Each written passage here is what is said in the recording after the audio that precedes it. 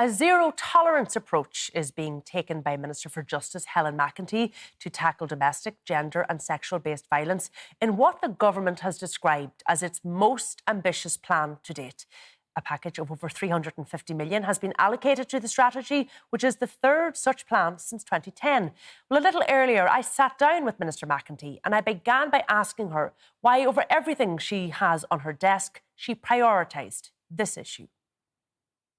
Why have I prioritised this? I mean, I'm in a position that I am in now to be able to actually make a difference and to bring about change. And I think we have reached a point in our society where I think so many people have said enough is enough. You know, the type of abuse that happens, be it sexual or domestic abuse behind closed doors, we can't continue to say, well, that's nothing to do with us. We have to intervene. We have to start making sure that we have a different approach to it. When we look at younger people, when we look at the types of relationships that younger people have, we know that abusive relationships are happening at a much younger age as well. The introduction of technology, the access to pornography, all of these things, I look at it and I just think we need to do something now before it starts getting even worse. There's been two previous strategies here, so this is the third strategy addressing this issue since 2010. Did those strategies achieve everything that they set out to achieve? And is this any different? We are taking this issue seriously. We are tackling the issue of domestic, sexual and gender-based violence. So all of the groundwork that has been laid by the previous two strategies, my colleague Frances Fitzgerald and many others, that has gotten us to where we are now. But there's just so much more that we need to do. We're now at a place where new laws are really important, showing that we're tough on perpetrators on these type of crimes. But it is that societal change, it is that attitude change that needs to happen.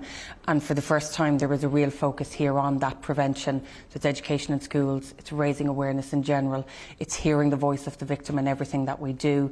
And it's actually for the first time putting the child and the young person front and centre as victims themselves, which I think in the past maybe we haven't done or we just haven't focused on. Children have been the invisible victim to date, haven't they, Minister? Well, they will be heard now, and it's not to say that they've been ignored, they haven't, but this plan sets out quite a number of actions, so everything from making sure that the voice of the child is heard when we deliver services, when we are delivering new refuge accommodation, when we are delivering new types of training, be it for teachers, be it for medical practitioners, anybody that a victim will come into contact with, that there is a child focus.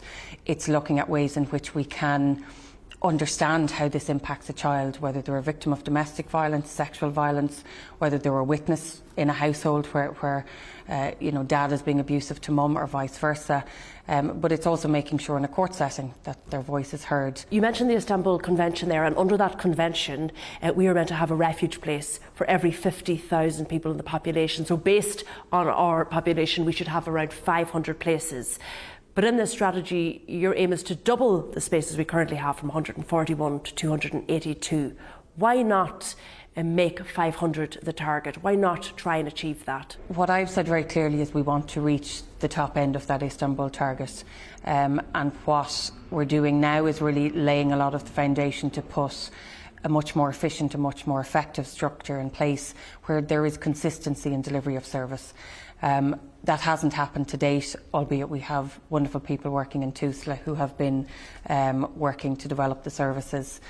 The 141 that we have at the moment, doubling of that to 282, that would be the most ambitious delivery of refuge accommodation that we've seen, and that will then build on and develop into a higher number. So I'm being realistic, I'm being honest in saying that that is what I feel we can achieve, making sure that we do it right, making sure that we have all of the structures in place. That won't include the number of safe houses that are being developed, so we will have 14 new safe houses developed this year, we will have more next year, we will have more the year after that. But at the end of 5 years, Minister, despite the ambition within this strategy, there will still be victims out there who are unable to access a refuge place, potentially hundreds of them. What I've said, and I suppose the ambition that I would have and those after me in this department, is that this strategy is the medium-term objective, that we double our numbers, and then to reach that 400 plus target we are talking about the next strategy.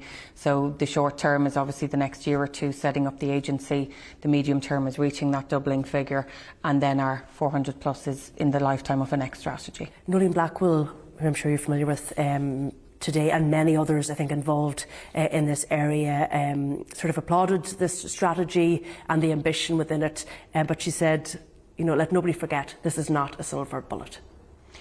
It's not. And what is different about this strategy is that it is, for the first time, bringing everyone together.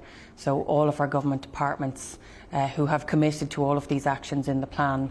We've worked very closely with our state agencies, and we've actually co-designed it with so much of the sector, Nolan and many others included.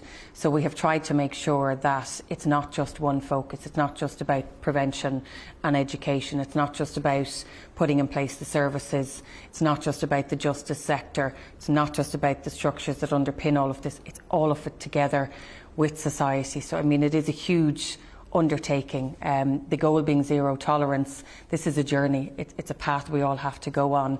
You can't achieve it overnight. You can't achieve it by one single action or policy. But I think if you're ambitious enough, you can certainly make progress. And really, that's what I want to do here. There are 9 counties, Minister, who still don't have a refuge space.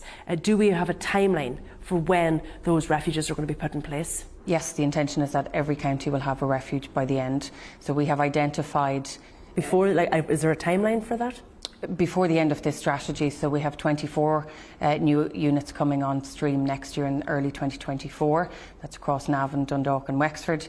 We then have 12 priority locations that have been identified, and then 3 remaining ones that are, so you have 98 between 24 and 25, and then you have 19 in the last year. So when you add all of that up, when you look at all of the areas, it means that every single county will be covered. Some will take a little bit longer, but it goes back to the fact that we do need to put an appropriate structure in place, one that will work, one that will deliver a service that sets a standard and a bar right across the board. And in the meantime, obviously make sure that all of the other service providers, the 24-hour helplines, that all of those are funded, that they are supported, to make sure that victims know that there is help out there and that they can access that help. Thank you, Minister. Thank you.